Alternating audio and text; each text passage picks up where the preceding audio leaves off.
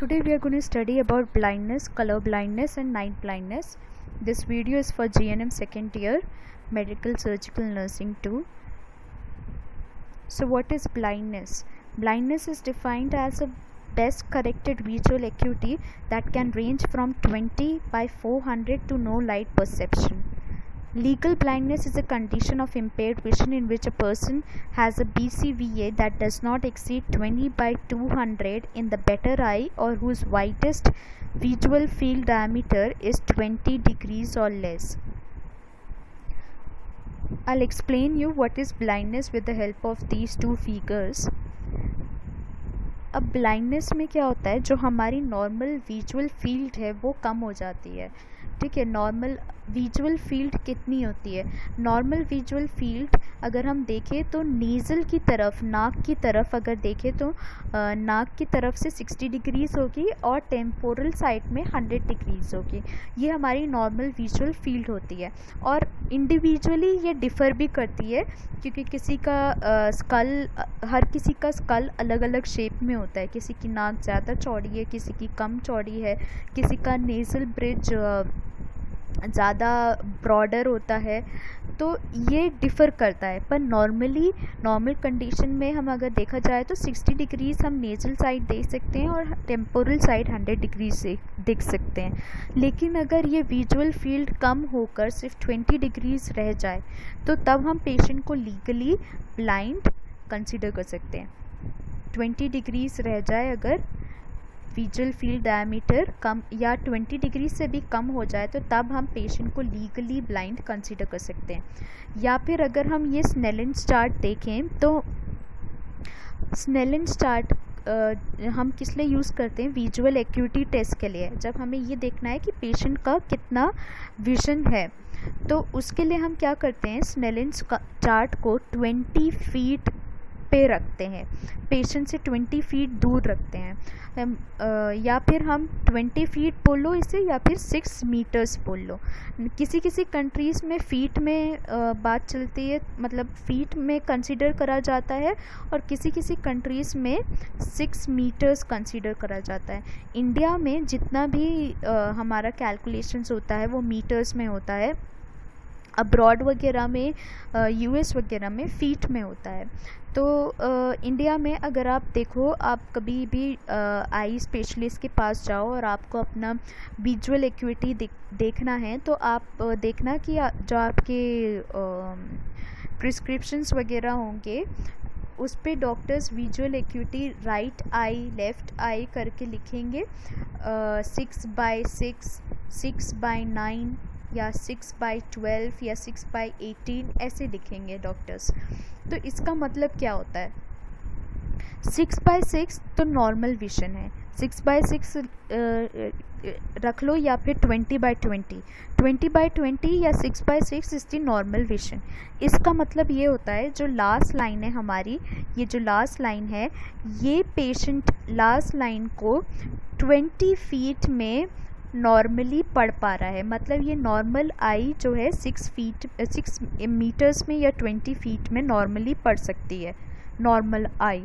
लेकिन अगर किसी का विजन ख़राब है, इम्पेयर्ड है, अगर वो नहीं सही से पढ़ पा रहा है तो उसका फिर 6/9 होगा या 20/25 होगा या 20/30 होगा या 20/40 होगा. It will differ according to the vision. Now what is this numerator 20 and denominator 20? ये जो न्यूमरेटर में जो 20 है इसका मतलब होता है, ये जो न्यूमरेटर में जो 20 होता है, ये न्यूमरेटर में 20 का मतलब होता है कि पेशेंट की आँख इसको नॉर्मली कितने दूर तक पढ़ सकती है. और ये जो डिनोमिनेटर है, डिनोमिनेटर में का मतलब होता है कि नॉर्मल आई इसको कितनी दूर से पढ़ सकती है. अब ये जो सबसे छोटा वाला जो लेटर्स होते हैं, जो सबसे छोटी वाली लाइन होती है जो हमारे स्नेलिन्स चार्ट में होती है, वो नॉर्मल आई इसको 20 फीट में पड़ सकती है। और अगर पेशेंट की आई भी इसको 20 फीट में पड़ सकती है तो हमारा जो विजुअल एक्यूटी हुआ वो हुआ 20/20। तो इसलिए नॉर्मल लोगों का जो विजुअल एक्यूटी होता है, नॉर्मल जिनको कोई विजन की प्रॉब्लम नहीं होती, उनका विजुअल एक्यूटी होता है 20/20। उसी तरह अगर कभी ये लास्ट लाइन नहीं पढ़ पाए पेशेंट, उससे ऊपर वाली लाइन पढ़ पाए, तो उसमें जो विजुअल एक्यूटी होगा वो ऐसे कैलकुलेट होता है कि पेशेंट की आँख इसको 20 फीट में पढ़ पा रही है, लेकिन नॉर्मल आई इसको 25 फीट में पढ़ सकती है। इस लाइन को, नॉर्मल आँखें इस लाइन को 25 फीट में पढ़ सकती है और पेशेंट की आँख इसको 20 फीट में पढ़ पा रही है। तो ये है 20/25। उसी तरह अगर हम ये पहली लाइन को देखें तो नॉर्मल आँख इसको 200 फीट में पढ़ सकती है। 200 फीट की दूरी पर नॉर्मल आँख इसको पढ़ सकती है, लेकिन पेशेंट की आँख इसको सिर्फ 20 फीट पर पढ़ पा रही है। तो तब भी हम पेशेंट को लीगली ब्लाइंड कंसीडर करेंगे, क्योंकि यहाँ पे देखो ये लिखा है कि in which a person has a BCVA that does not exceed 20/200 in the better eye, कि अगर बेटर आई में उसका जो BCV है, बेस्ट करेक्टेड विजुअल एक्यूटी है, वो 20/200 हो बेटर आई में, तो तब भी उसको हम लीगली ब्लाइंड कंसीडर करते हैं। कॉजेस क्या होते हैं ब्लाइंडनेस के? Diabetic retinopathy, macular degeneration, glaucoma and cataract. By birth भी होता है, कुछ कुछ केसेस में बाय बर्थ भी होती है ब्लाइंडनेस, पर these are the main causes of blindness. Assessment and diagnostic finding में हम हिस्ट्री एंड फिजिकल एग्जामिनेशन करेंगे, विजुअल एक्यूटी टेस्ट करेंगे। विजुअल एक्यूटी टेस्ट हम स्नेलन चार्ट से कर सकते हैं।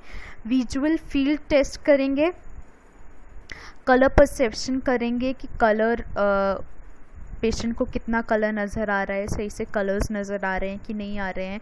रिफ्रैक्शन करेंगे, contrast, sensitivity and glare testing करेंगे। तो हिस्ट्री एंड फिज़िकल एग्जामिनेशन में हम क्या क्या करते हैं? हिस्ट्री और फिज़िकल एग्जामिनेशन में हम पेशेंट से पूछेंगे कि उनकी कोई पहले की हिस्ट्री तो नहीं है, मेडिकल हिस्ट्री तो नहीं है। अगर जैसे डायबिटीज़ है तो हो सकता है डायबिटीज़ की वजह से पेशेंट को रेटिनोपैथी हुई है और उसकी वजह से पेशेंट को ब्लाइंडनेस हुई है, या फिर ग्लॉकोमा तो नहीं है। तो ये सारी चीज़ें हम जानने की कोशिश करते हैं। या पेशेंट की फैमिली हिस्ट्री तो नहीं है, फैमिली हिस्ट्री ये तो हो सकता है जेनेटिक कॉज होगा इसका। तो ये सारी चीज़ें हम पता करते हैं पेशेंट से। Contrast and glare testing, glare sensitivity testing में हम कॉन्ट्रास्ट में क्या करते हैं? कॉन्ट्रास्ट सेंसिटिविटी टेस्ट में हम different degrees of contrast use करते हैं, लाइट यूज़ करते हैं और पेशेंट को पढ़ने के लिए बोलते हैं। डिफरेंट डिग्रीज ऑफ कॉन्ट्रास्ट मतलब डिफरेंट ब्राइटनेस ऑफ लाइट हम यूज़ करते हैं। और इसमें कभी कभी ऐसा होता है कि जब ज़्यादा ब्राइटनेस होती है तो पेशेंट पढ़ पाता है। देन ग्लेयर टेस्टिंग में हम ये देखते हैं कि पेशेंट को ग्लेयर महसूस हो रही है आँखों में कि नहीं हो रही। ग्लेयर मतलब चुभन। अगर कोई भी ब्राइट लाइट आपके आँखों के सामने आएगी एकदम से तो आपको चुभन महसूस होगी। तो हम ये देखते हैं कि पेशेंट को चुभन हो रही है आँखों में कि नहीं हो रही है, और इसके लिए हम एक डिवाइस यूज़ करते हैं जिसको हम बोलते हैं ब्राइटनेस एक्यूटी टेस्ट। फिर इसका मेडिकल मैनेजमेंट क्या होता है? मेडिकल मैनेजमेंट क्या हो सकता है? तो इसका जो मेडिकल मैनेजमेंट होगा इसमें हम ये कोशिश करेंगे कि जितनी विजन रह गई है पेशेंट की, जितनी उसकी रिमेनिंग विजन है, उसी के से वो अच्छे से अपनी लाइफ को जी सके। जितनी उसकी विजन रह गई है उसी को वो ऑप्टिमाइज़ कर सके, मतलब अपनी पूरी ज़िंदगी उसी में अच्छे से गुजार सके। तो इसके लिए हम क्या क्या चीज़ों का इस्तेमाल कर सकते हैं? पेशेंट को बोल सकते हैं ऑप्टिकल और नॉन ऑप्टिकल डिवाइसेस का इस्तेमाल करें। कुछ मॉडिफिकेशंस उसको अपनी ज़िंदगी में लाने पड़ेंगे, जैसे कि एक तो वो ऑप्टिकल डिवाइसेस जैसे कि कन्वेक्स लेंस हो गया, मैग्नीफायर्स हो गए, स्पेक्टिकल्स हो गए, एंटी रिफ्लेक्टिव लेंसेज हो गए, इन सारी चीज़ों का इस्तेमाल कर सकते हैं। और नॉन ऑप्टिकल डिवाइसेस में जैसे कि कंप्यूटर्स विद लार्ज प्रिंट या टेलीफोन सिस्टम जहाँ पे वॉइस कमांड्स आती है। हमारे फ़ोन में भी आजकल एलेक्सा, आईफोन में एलेक्सा और गूगल में भी आता है जो वॉइस कमांड्स पे चलते हैं। और इसके अलावा मेट्रोज़ में भी देर आर वॉइस कमांड्स जो बताते हैं नेक्स्ट स्टेशन कौन सा होगा। तो ये सारी चीज़ें हेल्प कर सकती हैं उसको अपने डेली लिविंग के एक्टिविटीज़ में। And then you can even refer these patients to community agencies. कुछ NGOs होते हैं जो हेल्प करते हैं पेशेंट के, जो ब्लाइंड पेशेंट्स होते हैं उनकी हेल्प करते हैं ये NGOs। उनको या तो जो बच्चे होते हैं उनको पढ़ाने में हेल्प करते हैं, या फिर कुछ जो ओल्ड हैं जो अपना केयर खुद से नहीं कर सकते, अपने आप दवाइयाँ नहीं एडमिनिस्टर कर सकते अपने आप को, तो उनकी हेल्प करते हैं। तो उन NGOs में हम इन पेशेंट्स को रेफ़र कर सकते हैं। Next topic is colour blindness.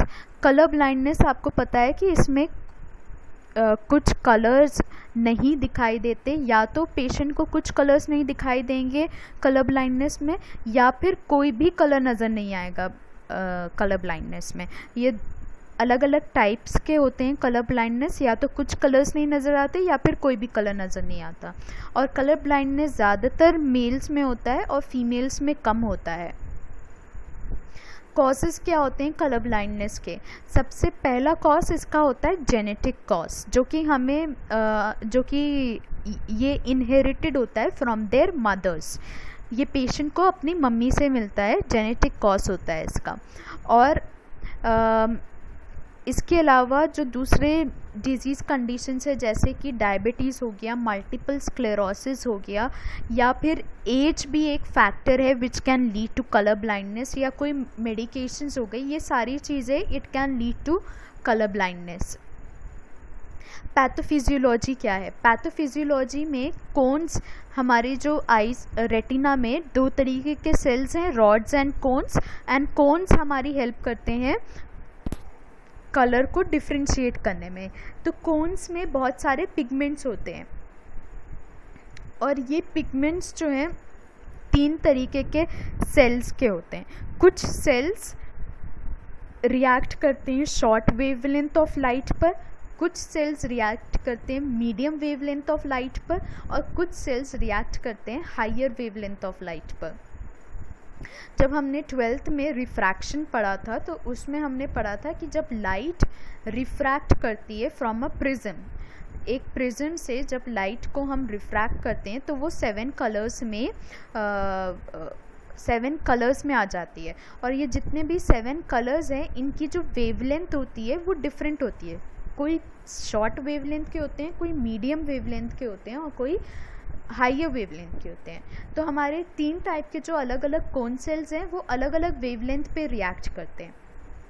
अब जिन लोगों में इनमें से कोई एक पिगमेंट की कमी होगी या ख़राबी होगी, उन्हें वो कलर नज़र नहीं आएगा। और जिनमें कोई भी पिगमेंट नहीं होगा या सभी पिगमेंट ख़राब होंगे तो उन्हें कोई भी कलर नज़र नहीं आएगा। और उस कंडीशन को हम बोलते हैं एक्रोमैप्टोप्सिया, उस कंडीशन को बोलते हैं जब कोई भी कलर नज़र नहीं आता। So there are basically 3 types of colour blindness. एक होता है रेड ग्रीन कलर ब्लाइंडनेस।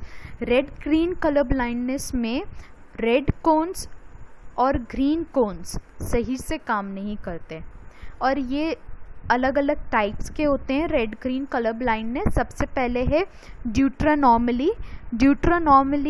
ये ज़्यादातर मेल्स में होता है और फीमेल्स में कम होता है। It happens when the green cone photopigment doesn't work as it should. Yellow and green look redder and it's hard to tell blue from violet. तो येलो और ग्रीन जो है रेड की तरह दिखते हैं क्योंकि ग्रीन पिगमेंट सही से काम नहीं करता, और ब्लू और वायलेट में डिफ्रेंशिएट करना बहुत मुश्किल होता है। प्रोटोनॉर्मली में रेड कोन पिगमेंट सही से काम नहीं करता, और ऑरेंज, रेड एंड येलो ये सारे जितने भी कलर्स हैं ये ग्रीन लगते हैं, और कलर सारे ब्राइट भी कम ब्राइट लगते हैं। It is usually mild and doesn't cause problems in daily life. It's rare in females and affects about 1% of males.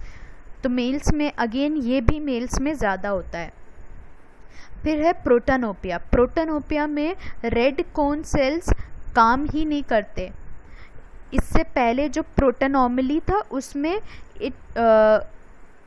It doesn't work as it should work. ये थोड़ा बहुत तो काम करते हैं लेकिन जैसे काम करना चाहिए वैसे नहीं करते, और इसमें ये एकदम भी काम नहीं करते। तो रेड कलर कैसा दिखता है, उन्हें डार्क ग्रे कलर का दिखता है रेड कलर, और कुछ शेड्स ऑरेंज, येलो और ग्रीन ये सब चीज़ें जो हैं येलो कलर की नज़र आती हैं। It is rare in females and affects about 1% males. Then Deuteranopia have no working green cone cells. इसमें ग्रीन कोन सेल्स एकदम भी काम नहीं करते, और जो रेड कलर होता है वो ब्राउनिश येलो की तरह नज़र आता है, और ग्रीन जो है बीच की तरह नज़र आता है।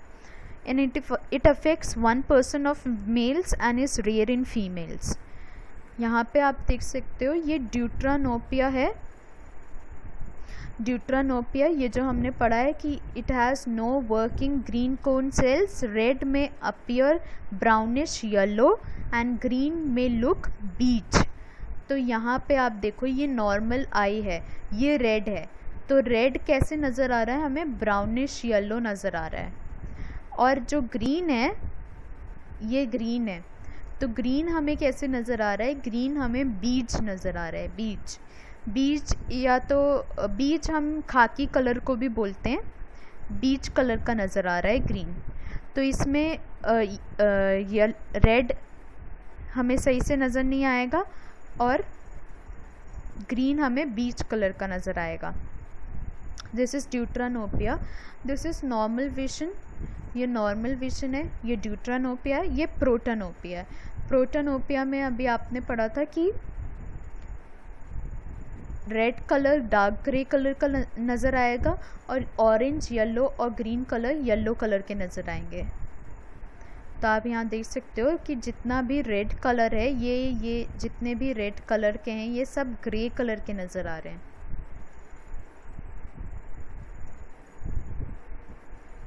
फिर है नेक्स्ट है ब्लू येलो कलर ब्लाइंडनेस।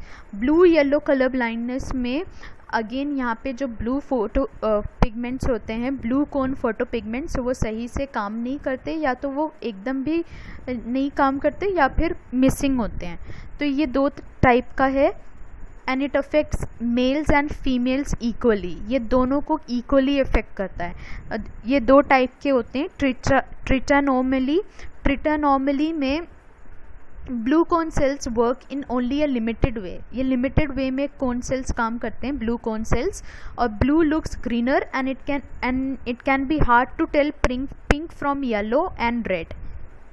तो यहाँ पे आप देखो ये जो ग्रीन है ये ब्लू हो गया, पिंक और रेड में डिफरेंस करना मुश्किल हो गया। येलो हमें कैसा नज़र आ रहा है, थोड़ा सा पिंकिश नज़र आ रहा है। सॉरी, ये ट्रिटानोपिया में जहाँ पे ब्लू येलो कलर ब्लाइंडनेस होता है, no blue cone cells work, blue looks green and yellow looks light grey और violet, it is extremely rare. तो यहाँ पे ब्लू आपको ग्रीन की तरह नज़र आएगा। This is ट्रिटानोपिया।